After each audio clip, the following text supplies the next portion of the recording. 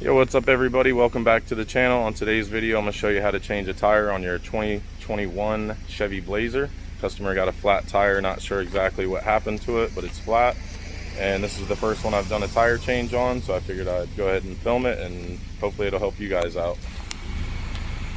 So, Chevy Blazer. Looks like 3/4 inch lug nuts here. So that's what I'm going to try on it. And come around to your driver's side door, open that up, and here in the center you're going to see the P button for parking brake. Go ahead and pull that, and then you'll see on the dash the parking light come on, which lets you know you've got your parking brake set. Then we'll go ahead and come around here to the back, open up our hatch, and we'll lift up our compartment here, and you'll see we have a spare tire.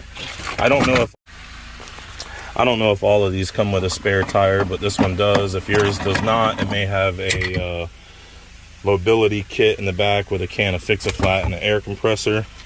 This one has all the tools in it.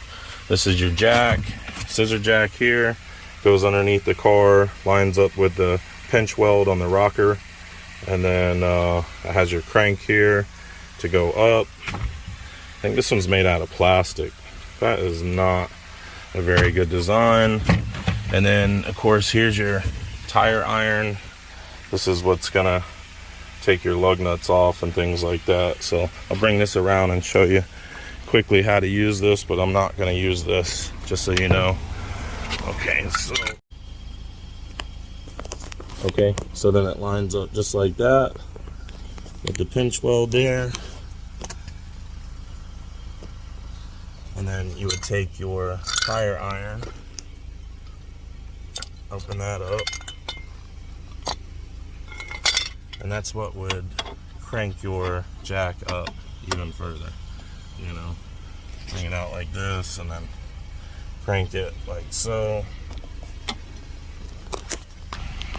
And that's what would lift the vehicle up. I may actually use that jack, but I'm going to use my impact. Okay, so for this vehicle, we're going to use a 19mm or 3/4 socket. You see that goes on like that. And I'm going to use that here as well. Put this on setting number 3. This is the Milwaukee 18-volt impact from Home Depot. Probably the strongest on the market as far as I know. And then we'll just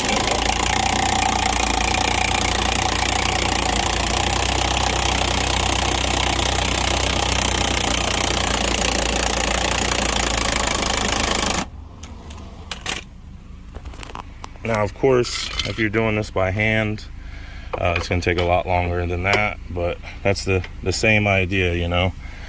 Just basically go like that and you'll be able to get it off. And then for your lug nuts in the front, tire iron on like so, and then just turn it. If for whatever reason this is too tight and you can't get it off by hand, then just use your leg, you know. Put your foot on it there, push, and it'll usually break it off for you if you're not strong enough. See there? Okay. All right, so I'll go ahead and remove this wheel.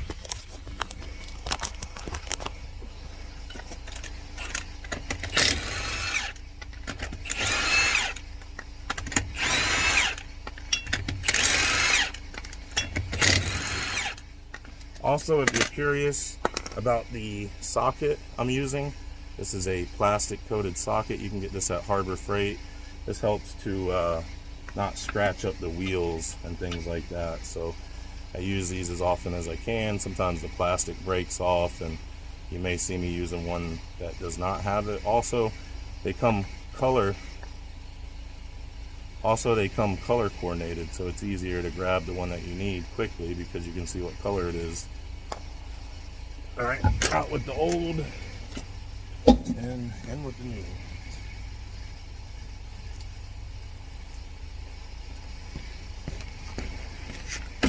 All right, so new wheel, just set it on the lug studs like so.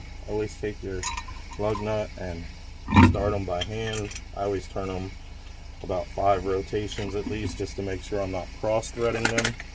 Cross-threading is when you just put it on like that and then you hit it with impact, right? And then it crosses the thread here and here and then becomes bound on there. You definitely don't want that, because then it won't want to come back off, and oftentimes it'll break and cause lots of money in repair. So we don't want that, do we? All right, so on this Milwaukee, when you're taking something off, put it on setting 3.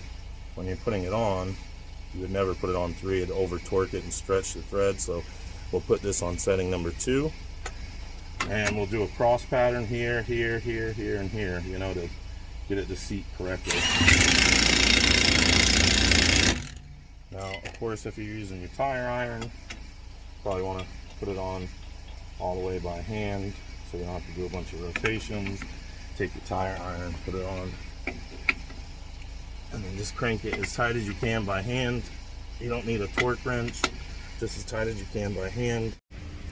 All right, you guys, well, I apologize. I ran out of storage space on my phone, so I didn't get to film the end of the tire change, but pretty much saw the gist of it. That's how to get it done. It's after that, you know, what I showed you, it's the same as any other vehicle. Put your lug nuts on by hand, screw them on about 5 rotations, tighten them in a cross pattern, and then lower the wheel down.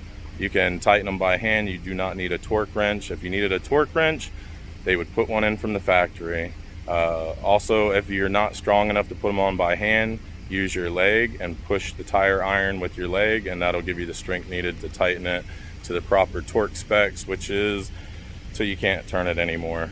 All right, you guys, well, I know this wasn't the most thorough video, but this is the best I can do for today with the time constraints that I have and the storage space that I have left in my phone. So don't forget to like and subscribe, drop us a comment. You critics, see you in the comment section. Bye now.